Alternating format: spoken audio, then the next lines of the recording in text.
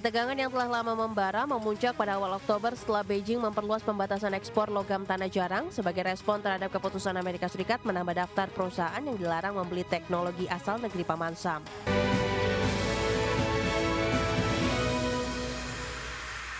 Hubungan dagang Amerika Serikat dan China kembali memanas pekan jelang pertemuan kedua pemimpin negara. Ketegangan dipicu oleh langkah Beijing memperluas pembatasan ekspor logam tanah jarang sebagai respon terhadap keputusan Amerika Serikat menambah daftar perusahaan yang dilarang membeli teknologi asal negeri Paman Sam. Hubungan dagang Amerika Serikat dan China kembali tegang sepekan jelang pertemuan kedua pemimpin Donald Trump dan Xi Jinping yang dipicu oleh langkah Beijing memperluas pembatasan ekspor logam tanah jarang. Ketegangan yang telah lama membara memuncak pada awal Oktober setelah Beijing memperluas pembatasan ekspor logam tanah jarang sebagai respon terhadap keputusan Amerika Serikat menambah daftar perusahaan yang dilarang membeli teknologi asal negeri Paman Sam. Langkah China memperketat kendali atas mineral penting dinilai sebagai ekspansi besar terhadap instrumen kebijakan perdagangannya dan menunjukkan niat Beijing untuk memanfaatkan dominasinya dalam rantai pasok global. Menurut sumber yang mengetahui pembahasan internal, pemerintahan Trump terkejut oleh langkah balasan China. Sumber lain menyebut pejabat Amerika Serikat kini tengah menanyakan dampak kebijakan itu terhadap perusahaan-perusahaan Amerika. Washington menuduh Beijing melancarkan perang ekonomi, sementara Trump memperingatkan pertemuan puncak dengan Xi bisa saja batal. Kedua pihak pun saling menuding sebagai penyebab eskalasi mendadak hubungan bilateral. Padahal hanya beberapa pekan sebelumnya, Trump sempat memuji adanya kemajuan dalam pembahasan sejumlah isu, mulai dari perdagangan dan aplikasi TikTok hingga penyelundupan fentanyl dan perang di Ukraina, setelah pembicaraan di Madrid dan panggilan telepon dengan Xi Jinping pada September lalu. Berbagai sumber, IDX Channel.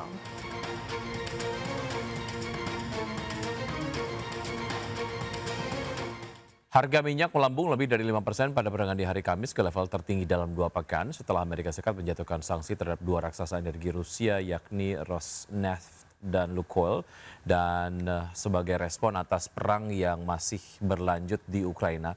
Langkah tersebut memicu perusahaan energi di China dan India mempertimbangkan pengurangan impor minyak Rusia. Adapun minyak mentah berjangka Brent ditutup melonjak 5,4% menjadi $65,99 per barel. Sedangkan minyak mentah berjangka West Texas Intermediate yang melejit 5,6% ke level $61,79 per barel. Kenaikan tersebut merupakan lonjakan harian terbesar sejak pertengahan Juni dan sekaligus penutupan tertinggi sejak 8 Oktober. Di sisi lain, Presiden Rusia Vladimir Putin mengatakan bahwa pasar global akan membutuhkan waktu untuk menggantikan pasokan minyak Rusia. Sementara itu, Menteri Perminyakan Kuwait menyatakan bahwa organisasi negara eksportir minyak atau OPEC siap mengimbangi potensi kekurangan pasokan dengan membatalkan sebagian pemangkasan produksi.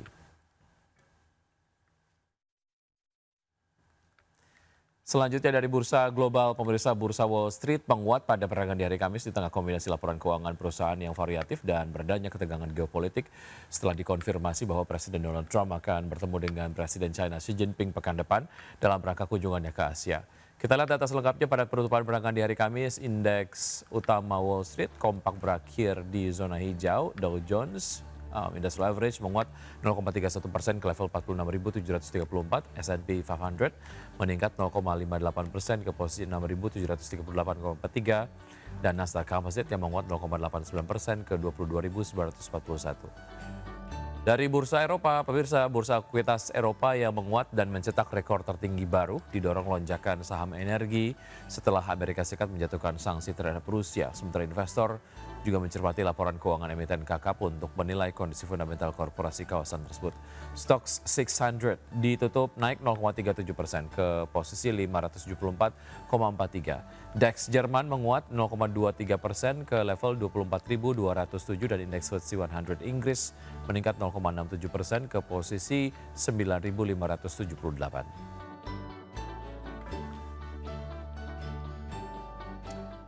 Ya, untuk berbincang pagi hari ini kita sudah terhubung bersama Mas Christian Sitorus, Research MNC Sekuritas. Selamat pagi, Mas Christian. Halo, selamat pagi Mas. Baik, terima kasih sudah bergabung bersama kami di Market Plus. Mas Christian, semoga sehat selalu. Kalau kita bicara mengenai pergerakan dari IHSG yang menguat cukup signifikan, yang mencapai rekor intraday terbaru, apa sebetulnya yang menjadi penopang ataupun faktor utama menguatnya IHSG kemarin, Mas Christian? Oke, kalau misalnya kita lihat ya, ISG kemarin kan ditutup di 1,49% ya, ke level 8.274. Nah, tercatat juga di situ net buy-nya itu udah mulai kembali itu di sekitar 120 miliar nih. Dan ini membalikan koreksi tajam. Nah, kalau misalnya kita lihat sebenarnya kenaikan ini bersifat broad base ya. Dengan Hmm. itu tercatat ada sekitar 405 saham itu menguat dan nilai transaksi itu juga tercatat 16,4.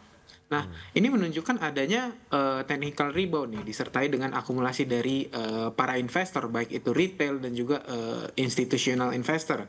Nah, indeks juga kita lihat menguat di tengah bursa Asia lainnya yang ditutup cukup bervariasi ya, didorong oleh rilis data M2 money supply itu yang tumbuh 8% di September kemarin dan juga ini kan udah akan masuk ke third Q 2025 result ya dan ini ekspektasinya yang cukup solid nih dari emiten-emiten khususnya emiten-emiten big caps ya Hmm. dan mungkin penguatan ini juga merefleksikan itu adanya bargain hunting ya pasca koreksi dari beberapa hari berturut kemarin nih di mana investor shifting dari saham-saham yang teknikal kembali ke saham-saham fundamental dan memanfaatkan valuasi yang cukup menarik lah. Kita bisa bilang valuasinya cukup terdiskon lah untuk saham-saham berfundamental itu saat ini.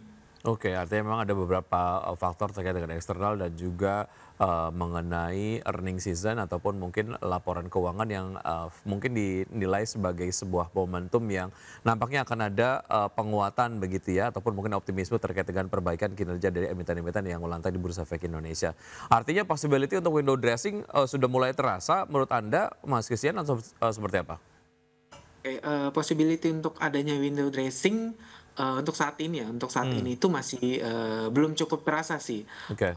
adanya kan window dressing tersebut. Seperti tahun kemarin sih harusnya. Window dressingnya juga tidak terlalu terasa. Oke, baik. Kalau kita lihat salah satu sektor yang kemudian juga mengalami penguatan signifikan yaitu adalah sektor properti yang melonjak 3,65%.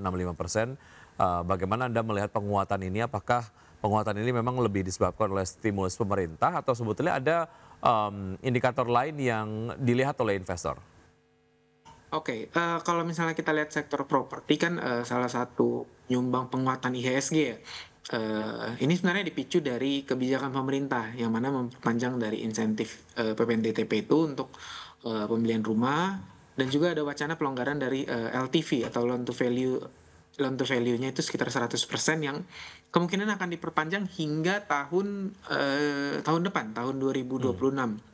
Nah, kebijakan ini dinilai ini menjaga momentum marketing sales daripada sektor properti ya, dan ini meningkatkan ekspektasi adanya kenaikan marketing sales nanti di 4Q 2025 atau next quarter. Nah, selain itu juga adanya turun yield obligasi ini mendorong optimisme. Biaya pendanaan ini kan lebih ringan ya, memperbaiki valuasi sektor yang ya kita bisa bilang sempat terdiskon lah. Dan juga adanya eh, perbankan kan diberikan pemerintah ya dana untuk bisa diberikan kepada para masyarakat. Ini juga membuat ekonomi bisa bergerak dan juga masyarakat bisa melakukan pinjaman sehingga ini menjadi salah satu katalis positif bagi hmm. sektor properti. Dengan begitu investor ini menilai sektor properti ini kan masih akan memiliki ruang untuk re-rating ya nantinya. Dan terutama adanya kebijakan fiskal pro-growth dari pemerintahnya sekarang yang diekspektasikan akan terus berlanjut seperti itu.